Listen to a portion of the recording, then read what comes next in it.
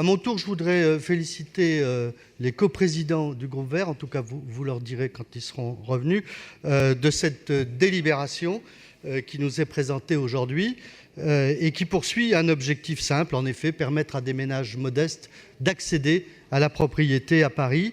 Comment ? Eh bien, en dissociant la propriété du sol de celle du bâti, afin d'extraire définitivement la valeur du terrain du coût du logement.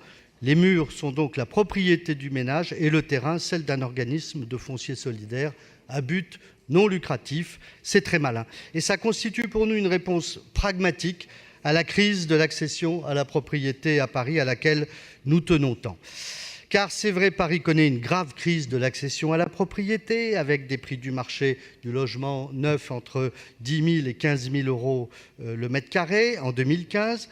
L'accession à la propriété des Parisiens, vous le savez tous ici, est réservée aux ménages aisés et aux investisseurs institutionnels. Quant aux autres, eh bien, ils ont vu l'enveloppe budgétaire des aides d'accession à la ville passer de 20 millions d'euros en 2013 à 3 millions d'euros pour le budget 2017. Pas de pitié pour les apprentis capitalistes à Paris.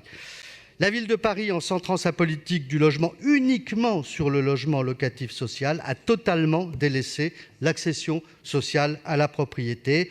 À Paris, pour 80% des Parisiens, c'est loue ou casse-toi, c'est-à-dire c'est dire si cette délibération nous réjouit aujourd'hui. L'accession à la propriété est inabordable pour les Parisiens car le foncier est rare, évidemment, cher, évidemment, et soumis à une logique spéculative de plus. Conséquence, il pèse pour près de 46% selon les experts dans le coût de production d'un bien immobilier. C'est une bonne mesure qui permet de sortir de cet étau. Ainsi, le mécanisme consistant à faire porter le foncier par un organisme à but non lucratif qui en garde la propriété dans une logique non spéculative rend tout de suite plus abordable aux ménages moyens et modestes l'achat d'un logement. Merci encore au groupe Écologie Les Verts d'apporter une première solution à cette impasse immobilière dont sont victimes les Parisiens. Notre soutien est assorti, pas conditionnel, mais assorti de deux réserves et une question. Première réserve, l'Office foncier solidaire aurait un impact, dites-vous, stabilisateur sur les prix du foncier.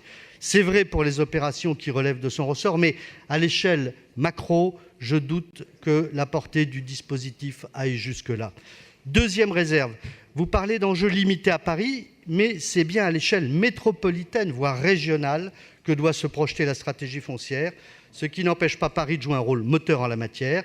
Si vous le souhaitez, nous porterons avec vous cette proposition sur un périmètre plus large. Enfin, une question. Pourquoi tant de frilosité ? Pourquoi limiter la délibération à une étude plutôt que de mener une expérimentation avec les bailleurs sociaux de la ville sur 1 ou 2 terrains à construire et à réhabiliter que Jean-Louis Missica sera ravi de nous désigner ?